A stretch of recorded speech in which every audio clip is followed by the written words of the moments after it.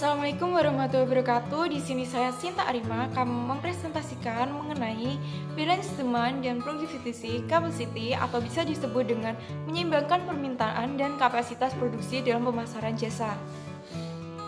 Bagi perusahaan yang bergerak di bidang jasa, keseimbangan permintaan demand terhadap kapasitas produksi merupakan tantangan karena jasa itu tidak terlihat dan tidak dapat disimpan untuk digunakan di kemudian hari. Kapasitas produksi dan perusahaan jasa lebih ditekankan kepada penggunaan aset atau fasilitas perusahaan oleh para pekerjanya dalam menciptakan atau memberikan jasa. Hal yang paling penting adalah bagaimana membuatkan tenaga kerja seproduktif mungkin. Kadang perusahaan punya hambatan kapasitas untuk melayani tambahan pelanggan pada waktu tertentu. Perusahaan jasa juga sering terhambat untuk mengurangi kapasitas produksinya saat permintaan menurun. Oleh karena itu, kapasitas produksi dapat dijelaskan dalam beberapa bentuk. Yang pertama adalah fasilitas fisik yang dirancang untuk memuat konsumer seperti klinik, hotel, dan penerbangan. Yang kedua adalah fasilitas yang dirancang untuk menyimpan atau mengolah barang seperti gudang dan tempat parkir.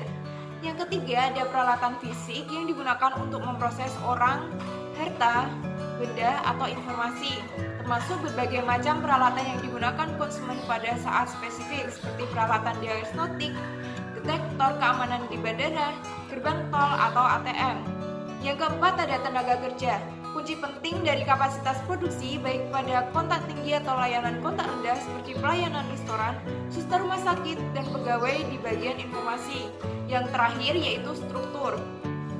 Karena kunci sukses perusahaan jasa adalah kemampuan manajemen dalam memanfaatkan tenaga kerja atau staf, peralatan dan fasilitas yang ada dengan seefektif mungkin. Saat peningkatan kapasitas tidak dapat dilakukan, penyedia jasa harus kreatif dan mencari jalan agar menunggu lebih dapat diterima oleh konsumen.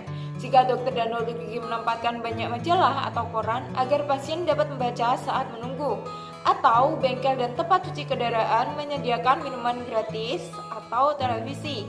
Restoran memberikan minuman gratis di bar sampai meja siap untuk digunakan. Hal ini dilakukan untuk membuat konsumen menunggu tetap bersabar dan tidak jenuh saat menunggu antrian. Contohnya yaitu saat situasi restoran dalam kondisi penuh. Karyawan terburu-buru melayani sehingga ada kemungkinan membuat kesalahan atau pesanan terlambat sampai. Untuk mengurangi overload pelanggan secara sesaat, reservasi merupakan salah satu ide untuk mengurangi antrian yang panjang. Reservasi ini dapat menjamin bahwa restoran sudah memenuhi permintaan pelanggan dengan memberikan tempat di waktu yang diinginkan. Reservasi yang ditawarkan juga dapat diakses melalui website yang digunakan oleh restoran. Dengan begitu, pelayan tidak perlu ditambah, tidak perlu menambah kasir untuk antrian yang panjang, tempat yang cukup tanpa diperluas, dan juga banyak pelayanan yang masih sama. Hal ini tentu membuat konsumen jadi nyaman tanpa harus mengantri lama. Keuntungan bagi perusahaan yaitu dapat memudahkan perusahaan untuk mengatur permintaan.